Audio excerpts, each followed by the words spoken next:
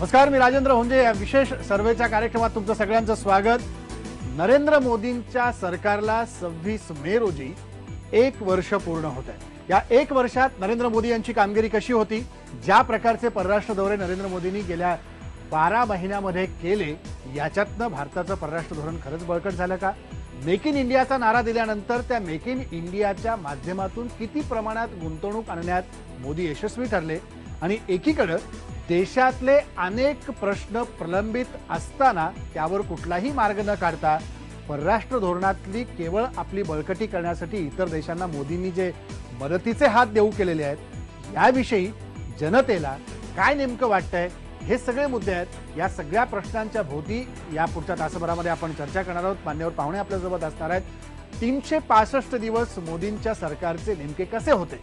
आम्ही नेटिझन्सच्या माध्यमातून, IBN लोकमतच्या वेबसाईटच्या माध्यमातून जगभरातल्या मराठी नेटिझन्सचा कौल घेण्याचा प्रयत्न केला आणि त्यातून किती लोकांनी मतदान केलं या सगळ्या प्रश्नांना आणि कशा प्रकारचे निकाल आपल्या समोर येत आहेत, आता प्रत्येक प्रश्नानुसार त्याचा आढावा आपण घेणार आहोत आणि त्यानुसार आपल्या प्रत्येक पाहुण्यांशी चर्चा करणार आहोत. सुरुवातीला या नेटिझन्सचा कौल किती मतांचा होता तो बघूया आणि पुढच्या प्रश्नांकडे जाऊ. बघा पडद्यावर, जवळपास जगभरातल्या 46,654 लोकांनी ऑनलाईन मतदान केलं IBN लोकमतच्या वेबसाईटवरती आणि त्यातून या सगळ्या प्रश्नांची उत्तरं होय नाही या पद्धतीने समोर येताना दिसली टक्केवारीच्या रूपात. बघा पडद्यावरती. आणि जे काही सगळे, जसं मी म्हटलं की मराठी जगभरामध्ये नेटिझन्स आपले आहेत, त्यांनी या सगळ्या प्रश्नांना कशा पद्धतीने प्रतिसाद दिला की खरंच 365 दिवसामध्ये मोदी सरकारने कामगिरी चांगली केली आहे, समाधानकारक केली आहे की त्यांना असमाधानकारक वाटतंय. आणि हे जे सगळे जगभरातले नेटिझन्स आहेत, अनिवासी भारतीय आहेत, या सगळ्या अनिवासी भारतीयांना जोडण्यासाठी प्रत्येक देशात गेल्यानंतर मोदींनी ज्या वेगवेगळ्या योजना जाहीर केल्या, यातून खरंच अनिवासी भारतीय हे मोदी सरकारला प्रत्यक्ष जोडले गेलेत का? आणि त्यांनी दिलेल्या प्रतिसादाला हाक देऊन भारतीय विकासाच्या टप्प्यामध्ये ते सहभागी होतील का? या सगळ्या मुद्द्याचा आपल्याला विचार करायचा आहे पुढच्या तासाभरातल्या चर्चेमध्ये. या सगळ्या नेटिझन्सनी आपल्याला कौल दिलाय आणि हा कौल आपण प्रत्येक प्रश्नांच्या माध्यमातून इथे चर्चेला घेणार आहोत. आणि या सगळ्या प्रश्नांना विश्लेषणात्मक उत्तर देण्यासाठी आपल्यासोबत स्टुडिओमध्ये आहेत ज्येष्ठ अर्थतज्ञ अजित रानडे सर, हेमंत राठी आहेत, उद्योजक आहेत आणि संचालक आहेत सारस्वत बँकेचे, माजी अध्यक्ष आहेत महाराष्ट्र चेंबर ऑफ कॉमर्सचे, आणि रामबंधू मसाले म्हणून आपण त्याला माहिती आहे, त्या माध्यमातून देखील ते घराघरात गेलेले आहेत. आपल्यासोबत निशिकांत भालेराव आहेत, पुण्याच्या स्टुडिओत आधुनिक किसानचे संपादक आहेत. त्यामुळे शेतकऱ्यांचे प्रश्न असतील आणि मेक इन इंडियाच्या माध्यमातून किंवा ज्या प्रकारे भूसंपादनाचा मुद्दा गेल्या काही दिवसांमध्ये गाजला, या सगळ्या दृष्टीतून शेतकरी, सर्वसामान्य माणूस या सगळ्याकडे कसं पाहतोय ते आपल्याला बघायचं, त्यांच्याकडनं जाणून घ्यायचं आहे. आणि आपल्यासोबत येणार आहेत बांधकाम व्यावसायिक DS कुलकर्णी सुद्धा पुण्यातून. पण या सगळ्यांशी बोलण्याआधी आपण सुरुवात करूया आपल्या नेटिझन्सच्या कौलपासून. पहिला प्रश्न आम्ही विचारला की नरेंद्र मोदी सरकारची गेल्या वर्षभरातली कारकीर्द तुम्हाला समाधानकारक वाटते का? बघा जनता काय म्हणते. जनता अजूनही संदिग्ध दिसते 365 दिवसामध्ये की 1 वर्षामध्ये नरेंद्र मोदीची कारकीर्द आपण समाधानकारक म्हणायची की नाही. 53% लोक होय म्हणतायत, पण तिथेच त्याबरोबरीने 47% लोक म्हणतात की नाही, इतकी काही समाधानकारक दिसत नाही. त्यामुळे मोदींनी हे विश्वासाचं वातावरण निर्माण केलं म्हणायचं की जनतेचा विश्वास संपादन करण्यामध्ये थोडेसे मोदी सरकार कमी पडलं असं म्हणायचं, ते आपण चर्चेत बघूया. पुढचा प्रश्न बघा. दुसरा प्रश्न विचारला की ज्या प्रकारे आपण नेटिझन्सचा कौल घेतलाय त्यानुसारच नरेंद्र मोदींच्या सततच्या परराष्ट्र धोरणाच्या संदर्भातलं असेल परदेशवारीमुळे देशाचं परराष्ट्र धोरण बळकट होईल का? इथे जनता मात्र पूर्णपणे मोदींच्या बाजूने थोडंसं जाताना दिसते. 66% लोकांना वाटतंय की होय, परराष्ट्र धोरण आपलं निश्चितपणे बळकट होईल आणि 34% लोक म्हणतात की नाही, हे काही अजून इतकं बळकट होण्याच्या दृष्टीने आपण पावलं टाकत नाही आहोत. ही 2 महत्वाचे मुद्दे आपण पहिले घेतले आणि आणखी काही प्रश्न आपल्याला घ्यायचे आहेत आणि याच प्रश्नांच्या भोवती आपल्याला मान्यवर पाहुण्यांशी बोलायचं आहे. मला राठी सर, सुरुवात तुमच्यापासूनच की ज्या प्रकारे आपण बघतोय की पहिला समाधानकारक मोदी सरकारच्या बद्दल जर बघितलं, जनता साशंक दिसत होती, संदिग्ध दिसत होती. जवळपास आता 55% 53% लोक म्हणतात की नाही, सरकार समाधानकारक कामगिरी करते, पण तेवढ्याच 47% लोक पण म्हणतात नाही, असमाधानकारक कामगिरी आहे. तुम्हाला काय वाटतं? एक उद्योजक म्हणून सुरुवात करूया. मोदी सरकारकडनं ज्या अपेक्षा होत्या, लोकांच्या प्रचंड अपेक्षा होत्या. पूर्वीच्या सरकारचे जे काही प्लस मायनस गोष्टी असतील त्यामुळे अपेक्षा होत्या ज्या पद्धतीने घोषणा होत आहेत त्याचं अजूनही कुठे डाऊन लेवलला खालती कुठेही दिसत नाहीये. त्यामुळे लोकांना बाबा झालं वर्ष झालं आता कुठे दिसलं पाहिजे हे दिसत नाही. म्हणून मगा जो 47% जो आला तो याच्यात त्यांनी 53% अजून थोडं आहे त्यांना पेशन्स आहेत की काहीतरी होईल अच्छे दिन आएंगे. आता त्यामुळे थोडं समाधान होईल ही अपेक्षा आहे पण रिझल्ट दिसत नाही. फॅक्ट रिझल्ट दिसत नाही फॅक्ट आहे. रानडे सर काय म्हणाल, कारण तुम्ही तर पहिल्या दिवसापासून त्याचं विश्लेषण करताय. नाही, जसं राठी साहेब म्हणाले की एकतर एकीकडे अपेक्षा खूप उंचावलेल्या होत्या आणि नुसतं 1 वर्ष नाही तर त्याच्या मागे जवळजवळ 6 महिन्यापासून म्हणजे जवळजवळ सप्टेंबर 2013 पासून अपेक्षा इतक्या उंचावल्या होत्या आणि त्याचा आपण एक त्याचं म्हणजे अभिप्राय असं दिसलं की तुम्ही जर स्टॉक मार्केट बघितलं तर जवळजवळ 50-60% ते वरती गेलं या अपेक्षेमुळे. तर त्या इतक्या उंचावल्या होत्या. त्या हल्लीच आपण रिझर्व्ह बँकेच्या गव्हर्नरकडनं पण मला ते विधान बघितलं की ते म्हणाले अनरिअलिस्टिक ज्याला म्हणतात म्हणजे फारच उंचावल्यामुळे ते कदाचित ह्याच्या पलीकडे गेल्या आणि त्या अपेक्षांच्या तुलनेत जर ऍक्च्युअल अंमलबजावणी बघितली जसे राठी साहेब म्हणाले की घोषणा होत्या पण त्या अंमलबजावणी पण काही गोष्टींच्या झाल्या तितक्या प्रमाणात त्या अपेक्षेला त्या भिडू शकल्या नाही. हा एक प्रकार झाला. दुसरी गोष्ट अशी आहे की शेतीच्या भाषेत म्हटलं तर मला वाटतं पहिलं वर्ष या 5 वर्षाच्या कारकिर्दीतलं पहिलं वर्ष आपण पेरणीचं वर्ष म्हणूया. त्यामुळे आता पेरणी झालेली आहे. आपण आता हार्वेस्टची आता आपल्याला हार्वेस्ट मुद्दा तिथंच येतो की पेरणी झाली आहे पण उगवताना काय फारसं दिसत नाही. आता दुबार पेरणी करायची वेळ येईल की काय अशी एकीकडे शंका व्यक्त केली जाते. तुम्हाला ज्या गोष्टींचे आपण म्हणजे जे इनिशिएटिव्ह घेतलेले आहेत उदाहरणार्थ जनधन योजना किंवा आता जीएसटी म्हणजे वस्तू सेवा करचं जे विधेयक आहे त्याची जी इनिशिएटिव्ह आहे किंवा आता तुम्ही स्वच्छ भारत मोहीम बघितली किंवा मेक इन इंडिया तुम्ही त्याचा उल्लेख केला. ह्या ज्या सगळ्या ज्या म्हणजे ह्या मोहिमा आहेत किंवा इनिशिएटिव्ह आहेत ह्या काही एका वर्षात त्याचं काही आपल्याला फळं दिसणार नाहीत. त्याची फळं आपल्याला 2-3-4 वर्षाच्या कारकिर्दीत आपण बघणार आहोत. कारण त्याचा इमिजिएट इम्पॅक्ट त्याचा येणार नाही. इमिजिएट इम्पॅक्ट कशाचा होतो जर एखादी फिस्कल काही जर सरकारने ताबडतोब काही खर्च केले जसं आपण रोजगार हमीमध्ये जेव्हा दुष्काळ पडतो तेव्हा ताबडतोब जे काही खर्च होतात त्याचा आपण लगेच परिणाम बघतो. पण असं क्रायसिस ओरिएंटेड आपण काही खर्च केलेले नाही आहेत. क्रायसिस ओरिएंटेड मेजर्स आपण या एका वर्षात बघितलेले नाहीत. त्यामुळे तसा ताबडतोब परिणाम आपण बघणं ही अपेक्षा करणं पण चुकीचं आहे माझ्या मते. हे तात्काळ अपेक्षा ठेवणं पण चुकीचं आहे. एका वर्षामध्ये फार काही जसं एखादं लहान मुलं असतं एका वर्षात फार काही प्रगती करू शकत नाही तसंच सरकारकडे आपण बघावं. असं मी नाही म्हणणार की अपेक्षा आपण खालावल्या पाहिजेत.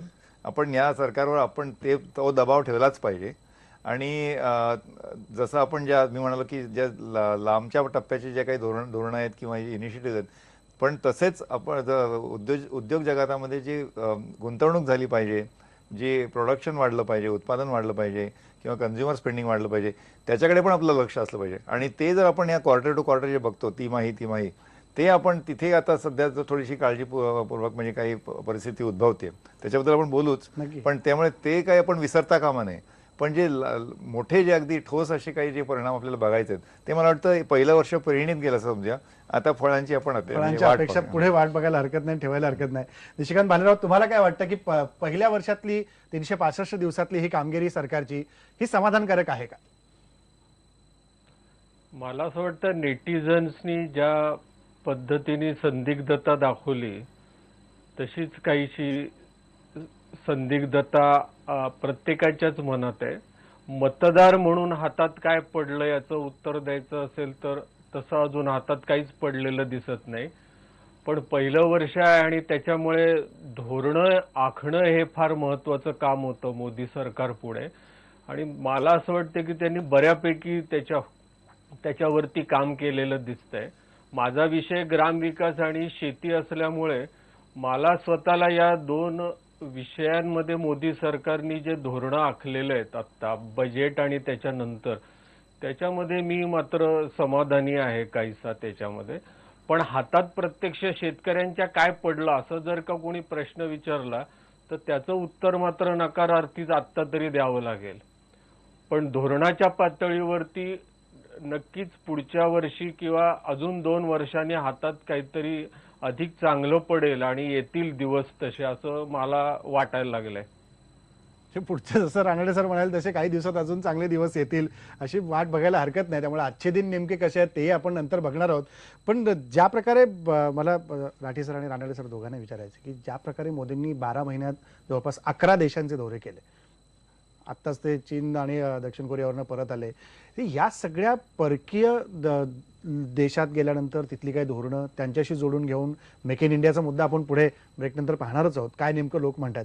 पण ह्या परराष्ट्र धोरणामध्ये आपण बळकटी मिळवू पाहतोय, मिळालेली आहे. ज्या प्रकारे ते भाषणात स्वतःहून म्हणतात की यापूर्वी भारताला फार विश्वास कोणी ठेवायचा नाही, पण आता विश्वास ठेवतायत, हे भाषणापुरतं मर्यादित आहे की खरंच परिस्थिती बदलली?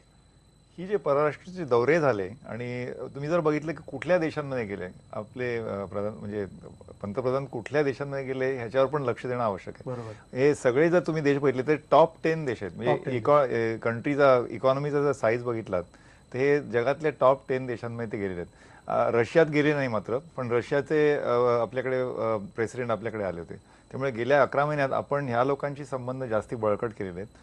याच्यामध्ये 2 आस्पेक्ट आहेत. एक तर व्यापार आणि म्हणजे गुंतवणूक म्हणजे ट्रेड अँड इन्व्हेस्टमेंट ज्याला आपण म्हणू, आणि दुसरं म्हणजे जिओपॉलिटिकल स्ट्रेंथनिंग.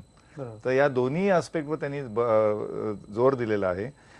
जिथे जिथे इन्व्हेस्टेबल म्हणजे गुंतवणूक करण्याचे जे फंडिंग जास्त आहे, उदाहरणार्थ चीन किंवा कोरिया, त्या देशांमध्ये त्यांनी त्याच्यावर जास्ती जोर दिलेला आहे की तिकडनं इन्व्हेस्टमेंट आपल्याकडे यावं, ती गुंतवणूक आपल्याकडे यावी. जिथे तिथे आपल्याला टेक्नॉलॉजी हवी आहे, म्हणजे आता आपण आपले डिफेन्स मिनिस्टर पण रक्षामंत्री पण तिथे गेले, मनोहर पर्रिकर कोरियाला गेले होते. तिथे मला वाटतं त्यांनी जवळजवळ 30 का 35 कंपन्यांशी 1-on-1 मीटिंग घेतल्या की टेक्नॉलॉजी ट्रान्सफर जॉईंट व्हेंचर इथे कसं करता येईल. तर त्या देशाला तो जोर दिलेला आहे. आपण जर बघितलं मंगोलियाला का गेले, तर मंगोलिया असा देश आहे की त्याचा फक्त कम्प्लिटली अवलंबून तो चीनवर असतो. त्यामुळे आपण त्यांना जाऊन एक आपला फ्रेंडशिपचा हात की आम्ही पण तुमच्याशी व्यापार करू शकतो किंवा आम्ही तुम्हाला एड देऊ शकतो. तर त्याच्यामध्ये जिओपॉलिटिक्स, त्याच्यामध्ये गुंतवणूक किंवा व्यापाराचा काही अर्थ नव्हता. पण एकीकडे मंगोलिया आपल्याला स्थायी सदस्यत्वासाठी युनोमध्ये पण मदत करताय. हो, आणि त्याच्यामध्ये तेही कारण असेल, प्युअरली जिओपॉलिटिक्स आहे त्याच्यामध्ये, मी तर म्हणेन. त्यामुळे असे त्यांनी दोन्हीकडे म्हणजे एकीकडे ट्रेड अँड इन्व्हेस्टमेंट, दुसरीकडे जिओपॉलिटिक्स, असे दोन्ही त्यांनी म्हणजे ऑब्जेक्टिव्ह ठेवून हे ते सगळे दौरे केले. काही देशांमध्ये ते 5-5 दिवस राहिले. अमेरिकेत 5 दिवस राहिले. कारण तिथे तुम्ही म्हणत तसं ते म्हणजे आपले अनिवासी भारतीय आहेत त्यांच्याशी त्यांना कनेक्ट व्हावं. म्हणजे आपल्या भारताच्या बाहेर जवळजवळ मला वाटतं 2.5 कोटी असे अनिवासी राहतात. कारण त्यांचा इंडियाशी चांगला म्हणजे ते काय म्हणतात जे इमोशनल कनेक्ट जो आहे त्याला पण त्यांनी हात लावलेला आहे.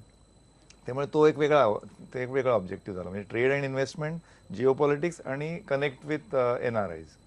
तर या NRIचा अधिकाधिक फायदा करून घेण्याचा प्रयत्न मोदींनी याच्यात, हा जो एक इमोशनल कनेक्ट असतो त्याच्यामध्ये कदाचित त्यांचे इन्व्हेस्टमेंट पण येईल. तुम्हाला माहिती आहे की एका वर्षात आपल्याला जेवढी IT आणि सॉफ्टवेअरमधनं जेवढी निर्यात होत नाही त्यापेक्षा जास्त पैसे अनिवासी भारतीय भारताकडे पाठवतात दरवर्षी. जवळजवळ $60 ते $70 म्हणजे जगात भारताचा पहिला नंबर येतो याच्यात. चीनपेक्षाही आपण पुढे आहोत. पण त्या लोकांशी एक इमोशनल कनेक्ट ठेवणं हे थोड्याफार प्रमाणात आवश्यक असतं. ते आपले पंतप्रधान कदाचित करत होते, म्हणजे असं मला तो प्रयत्न त्यांचा सुरू होता. राठी सर, तुम्हाला काय झालं? यात रानडे सर म्हणतात जवळ थोडा एक वेगळा मुद्दा सुद्धा आहे की मागच्या 15 वर्षात आपल्या ते राजकीय स्थिरता नव्हती. सेंट्रल गव्हर्नमेंटकडे राजकीय स्थिरता नव्हती. एका बाजूला इकॉनॉमिक्स आपलं वाढते, अर्थशास्त्र वाढते, मोठं मार्केट वाढते, पूर्ण जग पाहते की भारत एक मोठं कन्झम्पशन करता मार्केट तयार होत आहे. पण एक कॉन्फिडन्स लेवल जी इन्व्हेस्टमेंटच्या हिशोबाने ती नव्हती. आणि जेव्हा समक्ष मनुष्य जातो आणि बाबा आमचे काय प्लॅन आहे, आम्ही काय प्रेझेंट करतोय, हे मोदींनी वेगवेगळ्या देशांमध्ये जाऊन प्रोजेक्ट केले किंवा भारत तुम्ही जे समजताय तसं नाही, आता आम्ही चेंज होतो, आम्ही चेंज झालो आहे. आणि हा कॉन्फिडन्स, हा आत्मविश्वास तिथल्या इंडस्ट्रियलिस्ट असतील, तिथले अनिवासी भारतीय असतील किंवा तिथल्या वेगवेगळ्या मल्टीनॅशनल कंपन्या असतील, या लोकांमध्ये हा आत्मविश्वास जागृत करणं हा पहिल्या वर्षातला हा मोठं टार्गेट या निमित्त झालं. परराष्ट्र धोरण किंवा जिओपॉलिटिक्स किंवा हे तर हे एक पार्ट झाले, ते राजकारणाशी कनेक्टेड आहे. तो शेवटी आपल्या इथे जे उत्पादन तयार होतं ते जगभर जाणं किंवा जगातल्या ज्या चांगल्या गोष्टी त्या आपल्याकडे येणं, याकरता कॉन्फिडन्स किंवा आत्मविश्वास, परस्परांवरती विश्वास असणं हा गरजेचा असतो व्यवसायात. आणि ते खूप चांगल्या पद्धतीने जेवढ्याही देशांमध्ये मोदी साहेब गेलेत तरी ज्या पद्धतीने पब्लिसिटी किंवा त्यांना ज्या पद्धतीने रिस्पॉन्स मिळाला हा पाहिला, तर 100% भारताबद्दलची एक चांगली पॉझिटिव्ह साधारणतः प्रतिमा या सगळ्या परदेश दौऱ्यात झाली असं माझं मत आहे. भारताच्या दृष्टीने प्रतिमा सुधारली ॲब्सोल्युटली, नक्कीच. आणि जे मोदी ज्या प्रकारे आरोप युपीए गव्हर्नमेंटवरती करत होते त्या प्रकारे ती प्रतिमा बिघडली होती आणि हे सुधारण्याचा प्रयत्न झाला वर्षभरात, असं काही चित्र आहे का? पूर्वी बिघडली होती की नाही हा राजकीय म्हणणं होईल, पण आता सुधारली एवढं मी नक्की सांगेल. की लोकांना शेवटी काय होतं व्यवसायामध्ये काय असतं की मी तुमच्याशी व्यवसाय करतोय तर मला तुम्ही किती रिलायबल आहात लॉंग टर्ममध्ये, कुठलेही जे परमनंट संबंध असतात ना तिथे त्या माणसाची व्यवसायता पाहिली जाते कुठल्याही व्यवसायात घ्या. आणि ती जेव्हा आपल्या देशाला आपले पंतप्रधान रिप्रेझेंट करतं किंवा इथे योग्य मनुष्य की जो हा देश योग्य दिशेने नेतोय हा विश्वास कुठेतरी ओव्हरऑल पूर्ण जगभरातल्या ज्या देशांमध्ये ते गेले किंवा आता या सगळ्या आपल्या TV चॅनलच्या माध्यमातून जगभर जे दिसलंय की आपल्या देशाची प्रतिमा या बाबतीत नक्कीच सुधारली असं मला वाटतं. देशाची प्रतिमा नक्कीच सुधारली असेल व्यावसायिक स्वरूपात. सर, तुम्हाला काय? नाही, मी ह्या म्हणजे राठी साहेबांचं हे बरोबर आहे की कारण तुम्ही जर बघितलं की मे 2014च्या आधीचा जो काळ होता 1.5 वर्षाचा, त्यामध्ये आपली बऱ्यापैकी प्रतिमा डागळली होती, बऱ्यापैकी. कारण एकतर तुम्ही जर मे महिना बघितला, मे 2013 साली रुपया एकदम झपाट्याने घसरला. नंतर गुंतवणुकीचा जो स्पीड होता तो एकदम शून्य झाला. त्यानंतर जे बरेचसे स्कॅम्स होते देशामध्ये त्याला खूप पब्लिसिटी मिळाली, बाहेर पण प्रसिद्धी मिळाली. त्यामुळे हे सगळे फॅक्टर्स गेल्यामुळे एकूण एक ती जी आत्मविश्वास म्हणा की जो कॉन्फिडन्स पाहिजे, इन्व्हेस्टर कॉन्फिडन्स लागतो, त्याला बरीच एक म्हणजे धक्का झाला. त्याच्या आधीचा काळ मात्र आपल्याकडे आपल्या म्हणजे विकासाची गती चांगली होती, पण तो जो एक 1-1.5 वर्षाचा जो काळ होता त्यामुळे त्याच्याशी तुलना जर केली तर बऱ्या प्रमाणात आपण आता इंटरनॅशनल इन्व्हेस्टर्सचा कॉन्फिडन्स मिळवलेला आहे. आणि आता व्यवसायाच्या दृष्टीने, व्यापाराच्या दृष्टीने मला वाटतं पुढच्या वर्षी याची आपल्याला याचा परिणाम बघायला मिळतील. अधिक परिणाम, जसं तुम्ही म्हणालात की ते हे लॉंग टर्मच्या दृष्टीने आपण सगळ्या गोष्टी पाहायला पाहिजेत. आणि जर पुढे जे 5 वर्ष मोदी सरकारची निश्चितपणे आपल्याला आहेत, बहुमतातलं सरकार आहे, त्यामुळे एका ठिकाणी देखील मोदी माझ्या मतेप्रमाणे शांघायमध्येच बोलले की बहुमतातलं सरकार असल्यामुळं जे परदेशी सगळे नागरिक आहेत किंबहुना परराष्ट्र धोरण बळकट करण्यासाठी याचं अधिकाधिक बळ आम्हाला मिळतंय. लोक आता विश्वास ठेवू लागलेत. निर्णय घ्यायचा असेल तर एक हाती निर्णय होईल. यापूर्वीच्या सरकारचं सगळं खिचडी असल्यामुळे ते निर्णय होत नव्हते. म्हणून कुठेतरी आपली प्रतिमा जी आंतरराष्ट्रीय पातळीवरती आपल्याला सुधारायचा प्रयत्न आपण करत होतो तिथे कुठेतरी खाच खळग्यात आपल्याला अडकायला लागायचं आणि मग पुढचा टप्पा गाठत असताना अडथळे यायचे, ते कुठेतरी दूर झालेत. याचे परिणाम 2-3 वर्षात आपल्याला दिसतील. पण ज्या प्रकारे मेक इन इंडियाचा नारा परदेशात जाऊन मोदींनी लावला होता त्या मेक इन इंडिया बद्दल लोकांना काय वाटतं? ब्रेक घेऊ, ब्रेक नंतर त्याविषयी पाहू.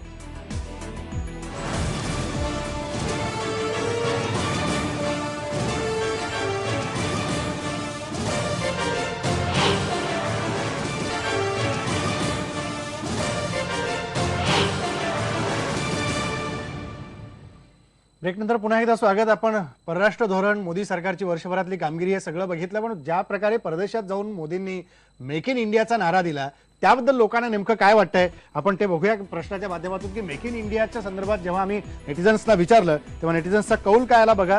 की मेक इन इंडियाच्या धोरणामुळे परकीय गुंतवणूक जी आहे ती भारतामध्ये वाढण्याला मदत होईल का, हा प्रश्न आम्ही नेटिझन्सला विचारला. त्यावेळेला बघा लोकांचं उत्तर काय होतं. 70% लोक म्हणतात की होय, मेक इन इंडियामुळे भारतात गुंतवणूक वाढायला मदत होईल, आणि 30% लोकांना वाटतंय की नाही, ही काही मदत होणार नाही.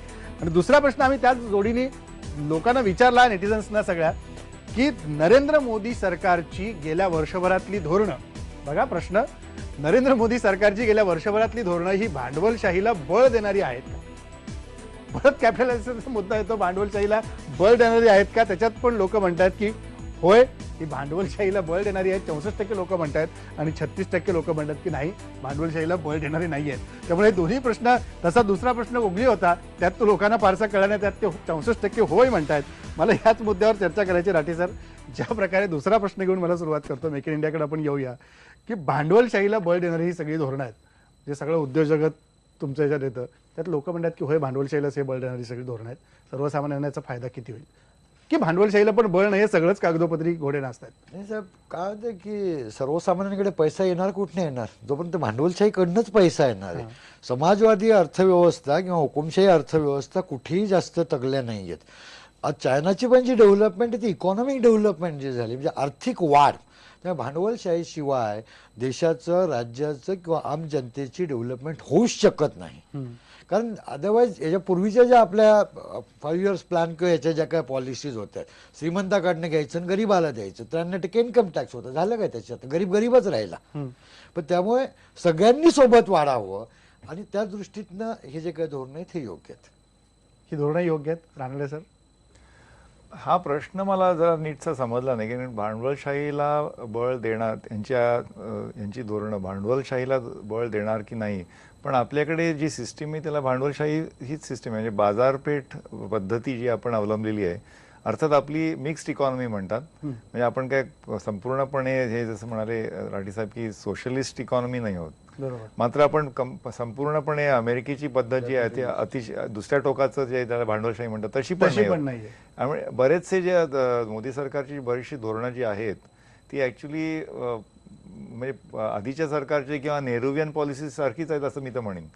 पण त्याच्यामध्ये त्यांनी कदाचित जी नेहरूवियन पॉलिसी आहे तीच मुळात बदलायला निघालेलं आहे मोदी सरकार. मध्यंतरीच्या काळामधलं आपण बघतो की नियोजन आयोग रद्द करून नीती आयोग त्यांनी केला, जे मुळात संकल्पना नेहरूंची होती. पण हा जो ही जी चर्चा होती, हा जो वाद होता की नियोजन आयोगाचं पुढे करायचं काय, हा गेले 10 वर्ष चाललाय हा विचार. हा म्हणजे ही जी चर्चा आहे त्याचा या पंतप्रधानांनी एकदम म्हणजे अगदी निर्णय घेऊन त्याचा तुकडा पाडला. पण याचा अर्थ असा नाही की याच्यावर विचार झालेला नाही आधी. इनफॅक्ट हा की ह्याला बदललं पाहिजे, याचं काहीतरी याच्यावर सुधार झाले पाहिजेत, यावर बरीचशी टिप्पणी झालेली आणि त्यांनी केलंय, उत्तमच केलं. आता या नीती आयोग काय करणार ह्याच्याबद्दल अजून स्पष्टता आलेली नाहीये. मात्र आपण नियोजन आयोगाकडनं प्लॅनिंगकडनं कम्प्लिटली पुढे जातोय हे मात्र निश्चित. म्हणजे जशी ही स्पष्टता नीती आयोगाबद्दल नाही तशी स्पष्टता मेक इन इंडिया बद्दल दिसते. मेक इन इंडियाकडे आपण वळूच या विषयाकडे. पण आपण मी जे म्हणतो की जे भांडवलशाही आपण जे म्हणतो ते खरं म्हणजे आपल्याकडे म्हणजे कॅपिटलिस्ट सिस्टीमच आहे मुळे. सगळ्या क्षेत्रांमध्ये, शेतीमध्ये पण आपण कॅपिटलिस्टिकच आहोत. पण आपली जे इतर जे सोशलिस्ट पॉलिसीज आहेत, उदाहरणार्थ रोजगार हमी योजना घ्या किंवा ज्या अँटी पॉवर्टी स्कीम्स आहेत, पण एक मोदी सरकारचा असा कौल मला दिसतो की त्यांनी जो विकासाचं ज्याला नॅरेटिव्ह म्हणतात, म्हणजे जे म्हणजे अँटी पॉवर्टीपेक्षा त्यांनी रोजगार किंवा विकास याच्यावर जास्ती कदाचित त्यांच्या म्हणजे घोषणेंमध्ये, त्यांच्या भाषणांमध्ये, त्यांच्या नॅरेटिव्हमध्ये याचा जास्ती उल्लेख होतो. त्यामुळे एक प्रकारे लोकांना वाटतं की म्हणजे गरीब माणसावर जास्ती नुसता फोकस ठेवणं किंवा जसं म्हणाले की रिडिस्ट्रीब्युशनकडे सारखं फोकस ठेवण्यापेक्षा त्यांनी विकास, रोजगार म्हणजे विकासाची गती वाढवणं याच्याकडे जास्त आपण या मोदीच्या कारकिर्दीमध्ये याचा जास्ती उल्लेख आपण. पण मला नाही असं वाटत की आपण भांडवलशाही काही जबरदस्त बदललेली आहे आपली सिस्टीम. अशी काय बदलली अशी मला तरी वाटत नाही. डीएसके साहेब, तुम्हाला काय वाटतं की ज्या प्रकारे मेक इन इंडियाचा नारा जो पंतप्रधानांनी परदेशात जाऊन लावला, देशभरात ते प्रत्येक भाषणांमध्ये त्याचा उल्लेख करतातच, पण याच्यामुळं अनिवासी भारतीयांना जोडून घेऊन किंवा परदेशी गुंतवणूकदारांना जोडून घेऊन भारतातली गुंतवणूक वाढायला त्याचं मदत होईल का? नाही, पहिला प्रश्न असा आहे की त्यांनी वातावरण निर्मिती जे बिझनेसचं लागतं की बॅकग्राऊंड म्युझिक तयार करावं लागतं ते त्यांनी उत्कृष्ट केलेलं की भारतामध्ये या, तुम्ही मेक इन इंडियामध्ये या. आणि भारताची स्ट्रेंथ ही 125 कोटीची पॉप्युलेशन ही फार मोठी आपली स्ट्रेंथ आहे. त्यामुळे इथे बनवलेलं प्रॉडक्ट इथेच खपू शकेल. पहिला प्रश्न असा आहे की तुम्ही नेमकं कोणावर बोलत आहेत. मला असं वाटतं की आज तर तुम्ही केअरफुली पाहिलं तर अमेरिकेमध्ये नासामध्ये 18% भारतीय लोक आहेत. तुमच्या मायक्रोसॉफ्टमध्ये 28% म्हणून सत्य आपला तिथला चीफ एक्झिक्युटिव्ह. झेरॉक्स कंपनी घ्या, बँका घ्या, कुठेही घ्या तुम्ही, इंडियन लोक राज्य करतात. जर माझी इंडियन बाहेर गेलेली बुद्धिमत्ता जर परत इथं आली आणि त्यांनी या देशाकरता काम केलं तर मेक इन इंडियाचा नारा तुमचा सक्सेसफुल होईल. अदरवाईज सगळे आज बघा, मी टोयोटाचा डीलर आहे. जगातल्या सगळे याची ब्रँड इथे मॅन्युफॅक्चर करतात, पण ते त्यांचं प्रॉफिट त्यांच्या देशात घेऊन जातात, ते इथे ठेवत नाहीयेत. त्यामुळे उद्या प्रचंड प्रमाणात या सगळ्या परदेशी कंपन्या आल्या आणि त्यांनी त्यांचं प्रॉफिट घेऊन गेलं तर तुम्हाला एक लिमिटेड फक्त काय रोजगार निर्मिती होईल, इट्स ओके. पण जर मी माझ्या देशातच मॅन्युफॅक्चर केलं तर मग माझ्या देशातल्या तरुणांना जर परदेशातनं इथे यायचं असेल तर काय मी इथलं वातावरण बदललेलं आहे का? वातावरण निर्मिती केली पण या सेकंदाला तरी लालफित, भ्रष्टाचार, टेबलाखालच्या आणि टेबलावरच्या परमिशन याच्यामध्ये फार मोठा फरक पडलेला नाही आणि पडेल असं जाणवत पण नाही. ते वातावरण निर्मिती जर झाली तर कशाला परदेशातले लोक पाहिजे? माझे आज जगभर भारतीय लोकच उद्योगधंदे चालवत आहेत. आपणच चालवतो. तुम्ही स्वच्छ भारत काही होणार नाही असं दिसत नाही. परत येतील इथे, फक्त त्यांना रेड कार्पेट ट्रीटमेंट खरंच पाहिजे. मग तुमच्या गप्पा भांडवलशाही, अमुक गप्पा तमुक गप्पा याच्यामध्ये खूप गोंधळ होतो की माणूस घाबरतो की बिझनेस करणं, पैसे आणून लावणं ही काय शिवी आहे. मला बिल्डर म्हणणार, बिल्डर काही शिवी आहे का? मी हातबट्टी लावतो का? क्रिएटिव्हिटी करतो ना. भांडवलशाही काही गुन्हा आहे का? मोठभर शेतकरी पेरतो त्या पोतभर उगवतं, 100 मुठी पेरल्या तर 100 पोती उगवतील. तर याच्या प्रकारची ही पण एक वातावरण निर्मिती सगळ्या राजकीय पक्षांनी करायला पाहिजे की उद्योगपती करून त्यांना हेडसाळू नका, त्यांच्यावर रागराग करू नका. They also one of the part. मला नेहमी वाटतं अमेरिकेमध्ये जेव्हा मी बांधकाम करतो तेव्हा माझा गवंडी मर्सिडीजमधनं येतो आणि इथला माझा गवंडी झोपडपट्टीतनं कसा तरी लिओनावरनं येतो, अजून ती जुनी लिओना घेऊन येतो. हे चित्र बदलायला पाहिजे, ही समानता सगळीकडे यायला पाहिजे. मग या देशातली सगळी परिस्थिती बदलेल. जातीभेद, धर्मभेद, दंगली, गरिबी, अमीर हे सगळं बदलेल. त्याच्याकरता मोदींची सुरुवात चांगली आहे. फक्त आता काही करून त्याचं इम्प्लिमेंटेशन नाही झालं तर हे नुसतीच बडबड चालली आहे का अशी भीती वाटेल आणि मग क्रिएटिव्हिटी काही होणार नाही. चायनाच्या इन्व्हेस्टमेंट येऊ द्या, कुठल्या येऊ द्या, काय चायनासारख्या माझ्याकडे पटपट परमिशन येतील का? लेबर लॉ सोपे होतील का? तुमचे पर्यावरणाचे लॉ सोपे होतील का? इतके टेबल आहेत. आता तुम्हाला सांगतो, मागच्या वर्षीपर्यंत हे सरकार याच्यापर्यंत आमच्या बिल्डिंग लाईनमध्ये 65 टेबलांना नमस्कार करत होता. आता आम्हाला जवळजवळ 70 टेबल, 5 टेबल वाढली आहेत कमी व्हायच्या म्हणजे कामगिरी सुधारली असं म्हणायचं का? इम्प्लिमेंट करणारे जे पर्क्युरेशन आहे ते खालच्या लोकांचं आहे. खालपर्यंत मोदींचं पर्क्युरेशन झिरपतंय का?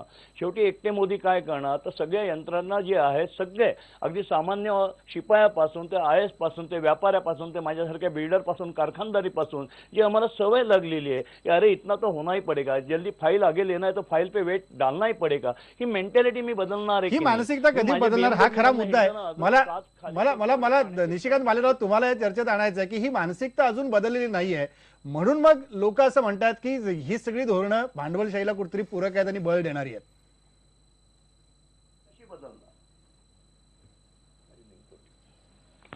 निशिकांत भालेराव तुम्हाला मी विचारलं, आता DSK सरांनी आणि अजित रानडेंनी जो मुद्दा मांडला किंवा राठींनी, हा खरा भांडवलशाहीला पूरक असे हे मुद्दे होते. पण रानडेंनी पहिल्या सत्रामध्ये जेव्हा जिओ पॉलिटिक्सचा मुद्दा मांडला त्याच्यामध्ये फूड, फायबर आणि फ्युएल हे जे गृहीत धरलं जातं, तर मोदींनी आता जे काही परदेश दौरे केलेत त्याच्यामध्ये ट्रेड आणि इंडस्ट्री यालाच पूरक असं वातावरण आहे. दुर्दैवाने फूडच्या संबंधातल्या फार काही क्रांतिकारक करार झाल्याचं मला तरी स्वतःला आढळलं नाही. त्याच्यामुळे माझ्या विषयापुरतं मी असं म्हणू शकेल की हे परदेशी दौरे झाले, त्यांची इमेज त्यांनी कन्सॉलिडेट केली आणि एक स्टेट्समन म्हणून त्यांना उभारायचं असल्यामुळे ते होऊ शकेल. पण शेतकऱ्यांच्या दृष्टीने जे करणं गरजेचं होतं या परदेश दौऱ्यामध्ये, ते 1-2 छोटे देश सोडले तर फार काही हातामध्ये पडले असं मला स्वतःला वाटत नाही. ते काय गोष्टी करणं अपेक्षित होतं वर्षभरामध्ये जर आपण विचार केला तर? पण ह्या मुद्द्यावर मला भालेराव साहेबांना सांगावंसं वाटतं की शेतीच्या दृष्टीने एक परराष्ट्र धोरण जे भारताचं आहे, म्हणजे आपला अन्न सुरक्षा कायदा, जो आपण WTO मध्ये पण त्याला आपला जो म्हणजे आपला पर्स्पेक्टिव्ह आहे, आपला जो पवित्रा आहे, तो मला वाटतं आपण सतत ठेवणार आहोत. त्याच्यात सातत्य आहे. ते BJPचं सरकार असो किंवा पूर्वीचं काँग्रेसचं सरकार असो, त्याच्यामध्ये आपल्याला म्हणजे आपल्यामध्ये एकी आहे असं मला वाटतं. कारण आपण एक जो पवित्रा बालीच्या कॉन्फरन्समध्ये घेतला होता तो कदाचित तो कायम आहे. त्यामुळे त्याच्यावर त्याच्यात काही शंकाच नाही. मात्र या परराष्ट्र सगळ्या ज्या ते दौरे झाले त्याच्यामध्ये ते अजून काय करू शकले असते शेतीच्या दृष्टीने किंवा आपल्या अन्न सुरक्षेच्या दृष्टीने, हे मात्र बघ म्हणजे हा याच्यावर विचार करणार काय. पण मला नाही वाटत की उदाहरणार्थ आपण बरेचसा आपली डाळी वगैरे आपण ऑस्ट्रेलियातनं आयात करतो, की तिकडे काय वेगळे करार करायचे आहेत का, किंवा त्यांची टेक्नॉलॉजी इथे आणायची आहे का, किंवा ती आता ड्रीप इरिगेशन इस्रायलमधनं पण ह्या दौऱ्यांमध्ये त्याचा जो कदाचित त्या विषयाला आपण एवढा हात घातलेला नाही. DSK सर तुम्हाला काय म्हणायचं होतं? सर, शेतीमध्ये खूप क्रांती होईल. आता सरकारची पावलं इनडायरेक्टली कशी आहेत बरं का? इन्फ्रास्ट्रक्चर. आज नाशिकची द्राक्ष लंडनला पाठवायचो तेव्हा ती 3 दिवसांनी पोहोचायची, माझी द्राक्ष खराब व्हायची. नाशिक मुंबई अंतर साधारणतः 180 किलोमीटर 1.5 तासात कापलं गेलं पाहिजे. तर सरकारची जी यंत्रणा दिसते की त्याचे इन्फ्रास्ट्रक्चर त्यांनी वाढवलंय. विमानातनं धान्याची, तुमच्या भाजीपाल्याची, फुलाची निर्यात, मोठे मोठे स्टॉक एक्सचेंज सारखे शेतकऱ्यांच्या करता ते स्टॉक एक्सचेंज खोलतात, जिथं तुम्ही आजही जर नेदरलँडला गेला तर तुम्हाला शेतकरी मोठ्या हॉलमध्ये बसतो, प्रचंड मोठ्या स्क्रीनवर दुबईत गुलाबाच्या फुलाचा भाव काय, अमेरिकेत काय, तिथे त्याला कळतो, तो एक्सपर्ट ठरवतो. तर ज्या पद्धतीने नितीन गडकरीजी साहेब या डेव्हलपमेंट करतायत, त्यामधलं port development, road development, railway development, यातनं शेतकऱ्याला फायदा होईल. आज शेतकऱ्याला काय होतं की इन्फ्रास्ट्रक्चर शून्य आहे, बनवलेला माल तो एका तासात कुठे नेऊ शकत नाही आणि टेक्नॉलॉजी त्याच्यापर्यंत पोहोचत नाहीये. तर मोदी सरकारचं आणि नितीन गडकरी साहेबांचं जे आता काम चाललेलं आहे ते शेतकऱ्याला निश्चित पूरक पडेल असं मला नक्की कॉन्फिडन्स वाटतं. ब्रेक घ्यायचा पण ब्रेकपूर्वी राठी साहेब, ज्या प्रकारे टेबलावरचा आणि टेबलाखालून जो लालफिरीतला मुद्दा सगळा आला, हे आजही चालू आहे, आजही अडचणी येत आहेत. मग मेक इन इंडिया कसं काय सक्सेस होणार? मेक इन इंडिया करता सगळ्यात महत्त्वाचं काय की तुम्ही कॉम्पिटिटिव्ह राहिलं पाहिजे इतर देशांशी, quality wise, service wise, product wise. आणि हे केव्हा होईल? जेव्हा की आपल्याकडचे सर्व कायदे हे इतर डेव्हलप कंट्रीजसारखे कायदे आणि मानसिकता असेल, तेव्हाच फक्त आपण कॉम्पिटिटिव्ह राहू शकतोय. नाही, एखाद्याच्या मनात ती मानसिकता सुधारलेली असून चालणार नाही, ती तळागाळापर्यंत गेली. खालपर्यंत ती जाणं गरजेचं आहे, त्याशिवाय होणारच नाही. मेक इन इंडिया ही जी घोषणा आहे खरं म्हणजे मेक इंडिया कॉम्पिटिटिव्ह याचं समीकरण ते आहे. मेक इन इंडिया म्हणजे इथे उत्पादन करा असं नाही की मेक इंडिया कॉम्पिटिटिव्ह. त्यामुळे ती इथे ऑटोमॅटिकली तुमचे गुंतवणूक होईल. पण जोपर्यंत इकडची आपण कॉम्पिटिटिव्ह करत नाही, जसे DSK साहेब म्हणाले की इकडचं इन्फ्रास्ट्रक्चर, पायाभूत सोयी जर ते आले तर आणि परमिशन वगैरे आल्या तर मग इकडे ऑटोमॅटिकली मेक इन इंडिया होणार आहे. पण त्याच्या आधी मेक इंडिया कॉम्पिटिटिव्ह ती आपण कधी करणार? हीच पावलं आपल्याला उचलायची आहेत. त्यामुळे पहिलं वर्ष ह्याच्यात गेलं की मेक इन इंडिया आपण हा म्हणजे नारा लगाया हमने की तो आता सगळ्या देशांमध्ये मेक इन इंडियाचा म्हणजे त्यांना कळलेली आहे कॉन्सेप्ट. असं आता त्याची अंमलबजावणी काय म्हणजे थोडक्यात म्हणायचं म्हणजे मॅक्रो कम्फर्ट मिळालेला आहे, पण आता मायक्रो जे काम करायला पाहिजे अगदी ग्राउंड लेवलवर ते आपल्याला करायचं आहे. मायक्रो लेवलचं काम होणं गरजेचं आहे आणि त्यातनंच पुढची पावलं उचलली तर खरं मेक इंडिया जे आपण मेक इन इंडिया म्हणतोय त्याला अधिक स्पर्धात्मक दृष्ट्या भारताला कसं समोर ठेवता येईल आणि त्या स्पर्धात्मक दृष्टिकोनातून इथे आलेला रोजगार हा सर्वंकष होऊन त्याची व्याप्ती कशी वाढवता येईल हा खरा मुद्दा असणार आहे. ते पुढच्या 2-3 वर्षात अधिक आपल्याला दिसून येईल. पण हे सगळं होत असताना स्मार्ट सिटीचा एक मुद्दा मध्ये आला आणि स्मार्ट सिटी अधिकाधिक उभारण्याकरता म्हणून भूसंपादन केलं पाहिजे. सेज मागे पडलं गेल्या सरकारचं, आता लँड ॲक्विजिशन आलंय. त्यामुळे ह्या भूसंपादनातनं सरकार नेमकं काय साध्य करणार आहे, लोक काय म्हणतात त्या प्रश्नावर ब्रेक नंतर बोलू.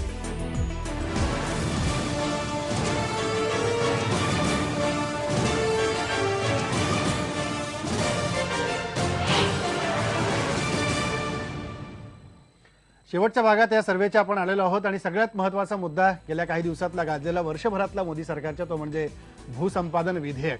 जे विधेयक आता विशेष समितीकडे पाठवावं लागलं सरकारला आणि त्यातले काही बदल करावे लागले. त्याच्यावरून जोरदार घमासान लोकसभेत झालेलं आपण पाहिलं. हाऊसमधलं सभागृहातलं कामकाज बराच वेळ थांबलेलं पाहिलं.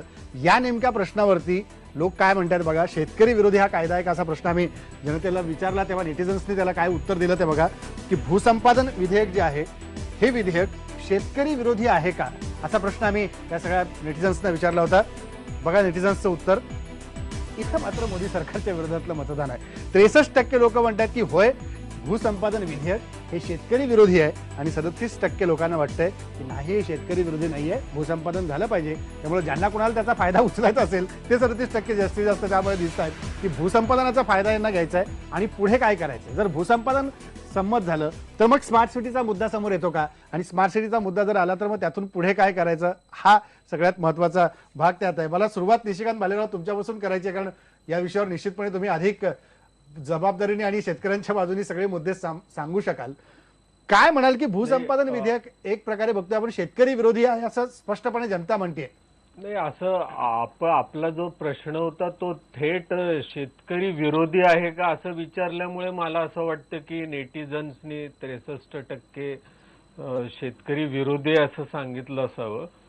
मी भूसंपादन विधेयकाच्याकडे शेतकऱ्याच्या अँगलनी जरी बघत असलो तरी मला असं वाटतं की हा एक पहिला असा प्रयत्न होता की जो एका अर्थाने लँड रिफॉर्मच्याकडे जात होता आणि शेतकऱ्यांना बळ देणारा पण याच्यामधले काही सेक्शन्स आहेत त्याच्यात. रूढ अर्थाने याचं राजकारण झालं असल्यामुळे आता काही बोललं तर शेतकऱ्यांच्या बाजूचे तुम्ही असून भूसंपादन कायद्याचं कसं काय समर्थन करता असं पण म्हणू शकतात लोक. पण व्यापक अर्थाने जसं आता पुण्यामध्ये PMRDचा प्रयोग चालला आहे भूसंपादनाच्या नंतर आणि असं मानलं जाते की 2-2 गुंठे जमीन शेतकऱ्याला विकता येईल आणि त्याचा कर्जबाजारीपणा नाहीसा होईल, अशी पण एक भूमिका आहे त्याच्यामध्ये. पण मला बाय अँड लार्ज असं वाटतं की भूसंपादन कायद्यामध्ये नेटिझन्सनी काही उत्तर देणं हे मला स्वतःला जरा विसंगत त्याच्यामध्ये वाटते की प्रत्यक्ष शेतकऱ्यांना आत्ता विचारलं, विशेषतः शरद जोशींनी फार दिवसांपासून ही भूमिका मांडलेली होती. भूसंपादन कायद्यामधल्या अनेक तरतुदींना त्यांचा पाठिंबा पण होता, त्यावेळेस होता. आजही ते अधिक खुलेपणाने म्हणतायत की आमच्या याच्यातल्या काही गोष्टींना पाठिंबा आहे. काही गोष्टी अजूनही संदिग्ध आहेत आणि त्याच्यामुळे त्या वादग्रस्त झाल्या. पण मोदी सरकारनी जेव्हा संघराज्याची, सहकारी संघराज्याची संकल्पना बजेटच्या निमित्ताने मांडली होती, त्याच्यामध्ये एक घोषणा त्यांची अशी होती की अल्प जमीन, अल्प वेळ, पण उत्पादन मात्र भरपूर, आणि क्रॉप पर ड्रॉप, अशा ज्या 2 घोषणा मोदी सरकारच्या होत्या, त्या मला असं वाटतं भूसंपादनामध्ये शेतकऱ्यांवरती जबरदस्ती करून जमीन काढून घेणं हा जो एक जास्त फोर्सिबल असा मुद्दा आहे, त्याच्याशी मात्र मी अगदीच असहमत आहे.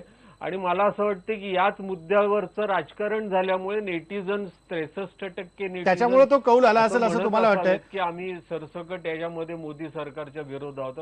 पण माझी स्वतःची भूमिका भूसंपादनाच्या बाबत तटस्थतेचीच आहे. आता तटस्थतेची भूमिका अजूनही आहे. DS कुलकर्णी, तुम्ही काय म्हणाल की भूसंपादनाच्या संदर्भात जे आता कौल येतोय की हे शेतकरी विरोधी आहे, नेमकं तुमचं मत काय याच्याबद्दल? नाही, माझं म्हणणं असं की भूसंपादन विधेयक जे आहे ते फक्त इन्फ्रास्ट्रक्चर आणि फक्त डिफेन्स या 2 गोष्टी करताच करणार असं सरकारने खात्रीशीर शब्द द्यावा, जेणेकरून शेतकऱ्यांना विश्वास वाटेल. आणि तुम्ही मार्केट रेटनी त्या जमिनी घ्याव्यात, 4पट बितपट सोडा ना, मार्केट रेटनी घ्या. जर आम्ही खाजगी बिल्डर जमिनी घेऊन डेव्हलप करू शकतो कुठली सरकारची मदत न घेता, तर तुम्हाला सरकारला काय गरज पडली? आज अमेरिकेपासून सगळीकडे अशा प्रकारे ॲक्विशन नाही होत. तुम्हाला स्वतःहून शेतकरी बिल्डरला विकण्यापेक्षा तुम्हाला देईल, कारण सरकारचे पैसे लगेच मिळतील, आणि द्या ना, या उतरान तुम्ही कॉम्पिटिशनला काही उतरायचं असेल तर. पण तसं जरी नाही झालं तरी रस्त्यांच्या करता, इन्फ्रास्ट्रक्चर करता याचं भूसंपादन व्हायला कोणी विरोध करणार नाही. आम्ही कुठल्याही बिल्डर करता, कुठल्याही कारखानदाऱ्या करता, कुठल्याही स्मार्ट सिटी करता 1 इंच घेणार नाही, हा विश्वास द्या आणि इन्फ्रास्ट्रक्चरला द्या. त्या इन्फ्रास्ट्रक्चरला लागून तुम्ही त्या जर जमिनी दिल्या तर ते आनंदाने घेतील. एक्सचेंज करा आणि त्यांचे भाव अजून प्रचंड वाढतील. ज्यांना तुम्ही जागा घेतल्यानंतर इन्फ्रास्ट्रक्चर लागून तुम्हाला जमिनी दिली त्याला एक्स्ट्रा FSI देतो, शेतकरी आनंद होऊन लाईनीने येऊन देतील. अशा काहीतरी लुब्रिकेटिव्ह, पॉझिटिव्ह अशा जर पॉलिसी केल्या तर मला नाही वाटत की यांना अडचण होईल. स्वतः आम्ही पुण्यात 2-1 हजार एकर जमिनी आतापर्यंत घेतल्यात, कुठल्याही शेतकऱ्याची कधी तक्रार नाही, काही नाही, कारण की त्यांना लुब्रिकेटिव्ह टर्म द्या ना, ते आर हॅपी. ते कुठेतरी या अडचणी कुठेतरी सोडवल्या पाहिजेत, या अडचणी कुठेतरी सोडवल्या पाहिजेत. रानडे सर, अनफॉर्च्युनेटली या विधेयकाच्या नावामध्येच प्रॉब्लेम आहे. भूसंपादन, आपण भूसंपादन मध्ये कुठेतरी असं वाटतं की जणू काही बळजबरीने भूसुधार विधेयक जर आपण म्हटलं असतं, भूसुधार विधेयक, तर कदाचित एवढा वाद झाला नसता. दुसरी गोष्ट असं आपल्याला हे म्हणजे माहिती पाहिजे की भारतातलं सगळ्यात मोठं जर भूसंपादन झालेलं असेल गेल्या 50 वर्षात तर ती संस्था महाराष्ट्रातच आहे. MIDC कडे जवळजवळ 1.5 लाख हेक्टर आहे मला वाटतं. ती एवढी त्यांनी संपादन कसं केलं, त्यामुळे ती जी त्यांनी क्रिया अवलंबली. आणि बऱ्याच MIDC अजून सुरू पण झालेलं नाही. म्हणजे त्यांच्याकडे बरंच म्हणजे बरीचशी जमीन त्यांच्याकडे आहे, रिकामी जमीन आहे. त्यामुळे एक ती करण्याची जी पद्धत आहे की त्याच्यामध्ये काही बळजबरीपणा किंवा फोर्सिबल असं नसतं.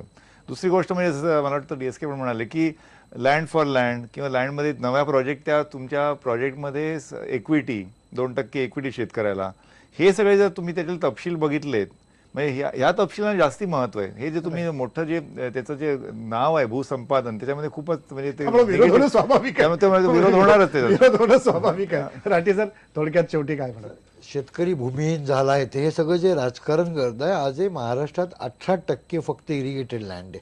उरलेल्या 82% जागेत जर काही इंडस्ट्री येत असतील, इन्फ्रास्ट्रक्चर प्रोजेक्ट येत असतील तर त्याला सपोर्ट केला पाहिजे, सब्जेक्ट टू त्यांना योग्य मानधन किंवा रिटर्न मोबदला त्याचा हा योग्य पद्धतीने मिळाला पाहिजे, लवकर मिळाला पाहिजे. होता काय की 2-2 पिढ्या लोकांना मिळालं नाही म्हणून लोकांचा अपोज आहे. धरण झालं 65ला, त्याच्यातले अजूनही लोकांना अजूनही पुनर्रचित झालेलं नाही. जर झालेला नाहीये ते लोक द्यायला तयार नाही. त्याची जर काही एक निटिग्रिटी तयार केली आणि लगेच मिळालं, योग्य मिळालं, तर याला काही राजकारण करू नये, म्हणजे करणाऱ्यांनी करावं, या बाबतीत करू नये. डेव्हलपमेंटला सगळ्यांनी सपोर्ट फक्त करावं. नाव बदलावं त्याचं, म्हणजे मग अडचण काय नाव होणार ही नाही. अडचण नावात आहे. भूसुधार करावं नावात आहे. भूसंपादनापेक्षा. ज्या सगळे धन्यवाद तुमच्या सगळ्यांचे, तुम्ही आलात आणि या सगळ्या प्रश्नांना सविस्तर अशी उत्तर देऊन याचं विश्लेषण केलं. आपण बघितलं की या सर्वेमध्ये जे नेटिझन्सनी कौल दिलेला होता वेगवेगळ्या प्रश्नावरती, परराष्ट्र धोरण असेल, मेक इन इंडिया असेल, भूसंपादनाचं विधेयक असेल, यामध्ये आता ज्या प्रकारे मगाशी राठी सर पण म्हणत होते की खऱ्या अर्थाने हनीमून पिरियड आता संपलाय, खऱ्या संसाराला सुरुवात होईल, कमाई करून आता स्वयंपाकघरात धान्य आलं तर स्वयंपाक बनवून जेवण करू शकू, त्यामुळं ताटभर जेवायचं की आहे या भातावरतीच पोटभर राहायचं, ह्या मुद्दा सरकारपुढे आहे. त्यामुळे पोटभर राहायचं की ताटभर जेवायचं हे जनतेपुढे तुम्हाला स्पष्ट करून दाखवावं लागणार आहे. वर्ष संपलाय, आता कामाला लागण्याची हीच वेळ आहे. इथंच थांबू, पहा फक्त ऐकू.